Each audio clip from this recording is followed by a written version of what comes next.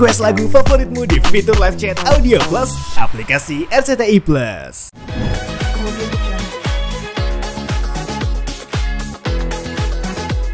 Ini di sidang Nikita melawan Reza Gladys seperti apa? Oke, agenda hari ini adalah aku pengen menyaksikan bukti-bukti yang dimiliki oleh Nikita Mirzani dan bukti-bukti yang dimiliki oleh pelapor.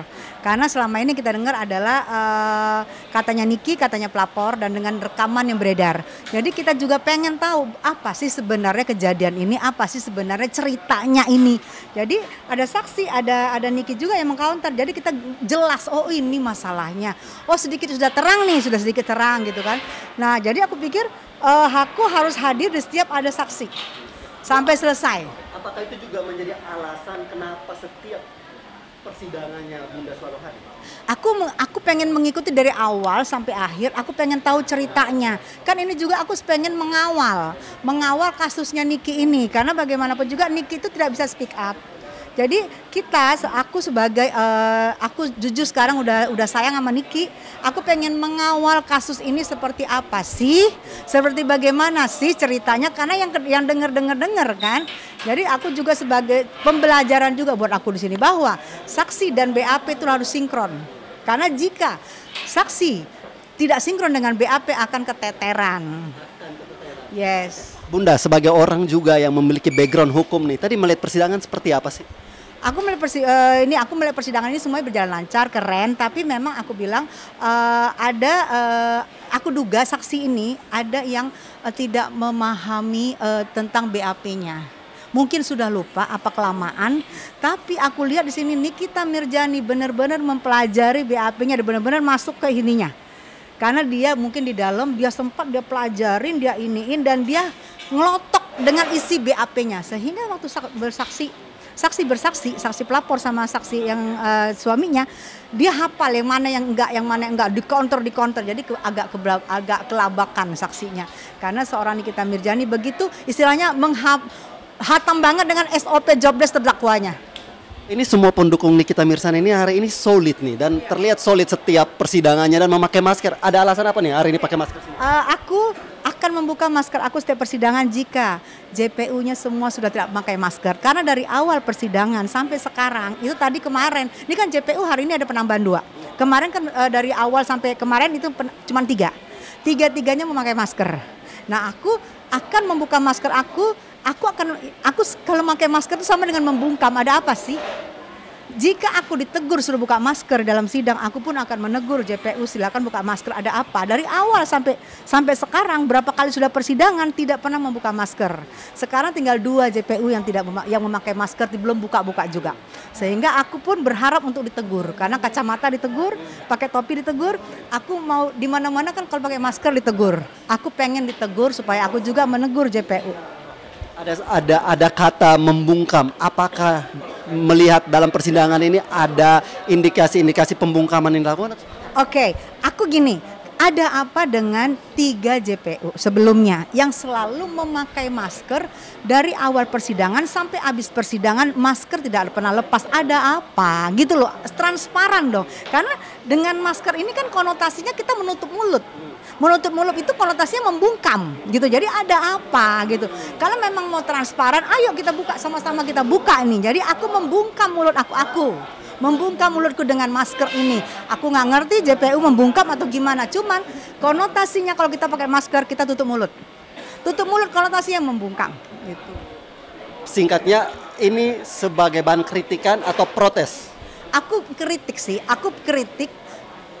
mengkritik, maksud aku gini, kalau aku dilarang, kan Indonesia sudah diberlakukan bebas dari wabah corona, sudah bebas masker, kenapa di dalam ruangan masih memakai masker? Aku mengkritik dan aku juga mau bertanya, masih ada nggak sih COVID? Gitu loh, jika aku ditegur, aku yang bertanya, masih ada COVID nggak Pak? Kenapa yang di sana enggak gitu? Jadi ini prediksi dari aku sebagai seorang ibu rumah tangga, memprediksi ada apa sih? Kok nggak transparan? Ada apa? Kalau tidak bermasalah, gini ya maaf ya, kalau aku misalnya malu bertemu sama orang, jika aku ada salah, aku akan memakai maskerku supaya muka aku nggak terbaca. Jika aku Makanya aku pengen sekali biar aku ditegur, aku akan bertanya, ada apa Bu? Kok pakai masker dari awal persidangan dulu sampai sekarang gitu. Bunda, ini nih yang menarik dalam persidangan hari ini seperti ini, bahwa banyak netizen yang mengatakan bahwa lupa.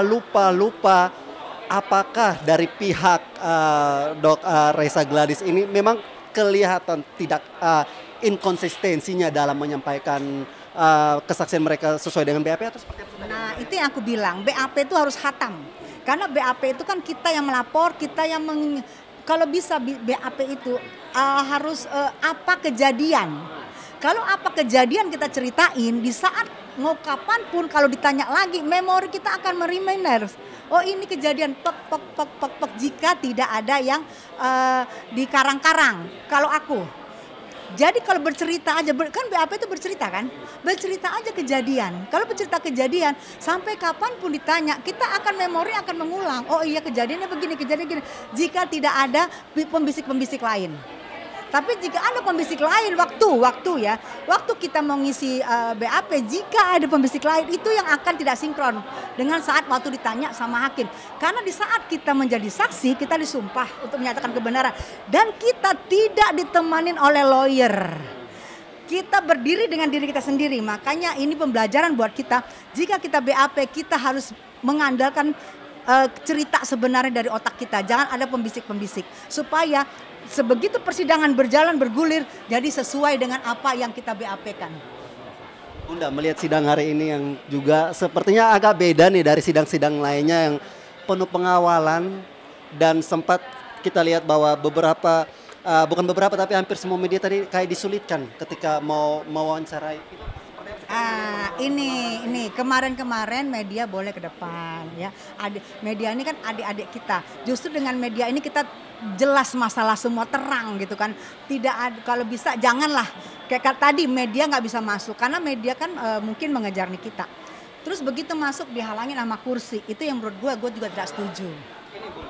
Maksudnya pengawalnya dari Dokter Reza nih tadi yang segitu banyaknya tadi ketika Oke. Tadi pagi ada sedikit insiden. Waktu ke kamar mandi, aku nggak ngerti nih SOP job desk-nya pengawalan gimana nih. Waktu ke kamar mandi saudara DRG, kan kamar mandi cewek sama cowok nih. Nah di kamar mandi cewek DRG masuk kamar mandi, terus dikawal tuh pintu masuk itu ada 5 laki-laki, itu wanita. Itu wanita dikawal oleh 5 laki-laki di gerombolan. Dan kita mau pipis, aku sih nggak komplit, tapi yang komplit ibu-ibu dari pengadilan sini. Ibu-ibu pengadilan sini komplit sampai memanggil bosnya. Lihat tuh Bu, dikurung pintu kamar mandi wanita itu, jadi dikawal 3 gitu sambil menunggu orang 1. Itu ibu-ibu yang komplit, ibu-ibu karyawan sini sampai ngedumel-gedumel.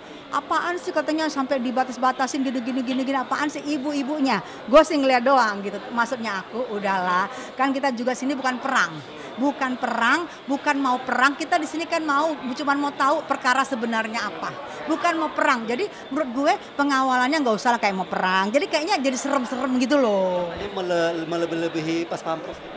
Ya kalau pas pampres sih yang gue tahu sih pas pampres malah sebenarnya jika bapaknya masuk kamar mandi perempuan, jika ibunya masuk kamar mandi perempuan, nggak ada pas pampres ngelilingin sampai 5 gitu ngeliling kamar mandinya, kan kasihan. Itu kamar mandi perempuan kan bisa masuk, nggak ada tuh, malah nggak ada itu. Pesan dong buat Kak Niki dong. Oke, pesan buat Niki.